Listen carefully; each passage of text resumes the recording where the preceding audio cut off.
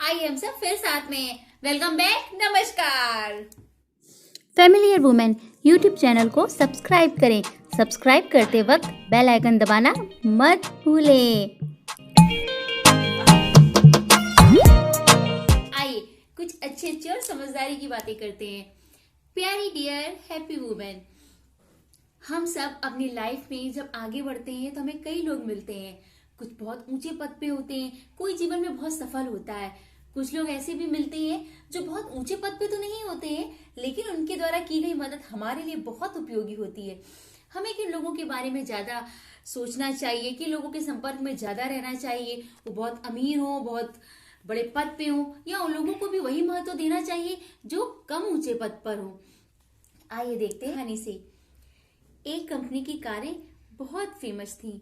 वो अपनी कारें देश विदेश में भी सेल करती थी।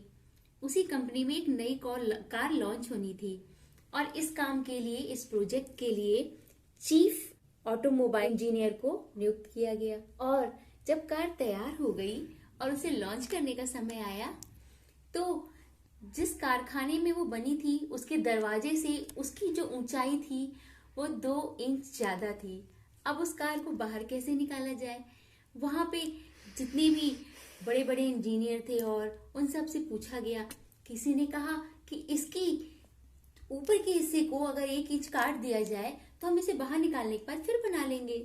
किसी ने कहा अगर दरवाजे की 2 इंच तोड़ दिया जाए तो कार आसानी से निकल जाएगी।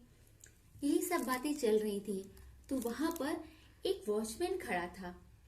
उसने डरते डरते चीफ इंजीनियर से कहा, मालिक मैं क्या कुछ कह सकता हूँ? इंजीनियर ने उसकी तरफ देखा। हाँ कहो, जब इतने बड़े बड़े जो इतने पढ़े लिखे हैं वो कुछ नहीं कर पा रहे हैं तो तुम्हारी बात से क्या होगा, बोलो। तो वो कहता है, मालिक अगर कार के टायरों से कुछ हवा को निकाल दिया जाए तो इसकी ऊंचाई कम हो जाएगी और कार आसानी से निकल जाएगी बाहर। और ऐसा ही हुआ। कार के टायरों से कुछ हवा कम की गई, कार की ऊंचाई 1 इंच कम हो गई और उसे आसानी से दरवाजे से निकाल लिया गया। इस तरीके से वहां पर मौजूद इतने बड़े बड़े लोगों उसकी बात का हुआ।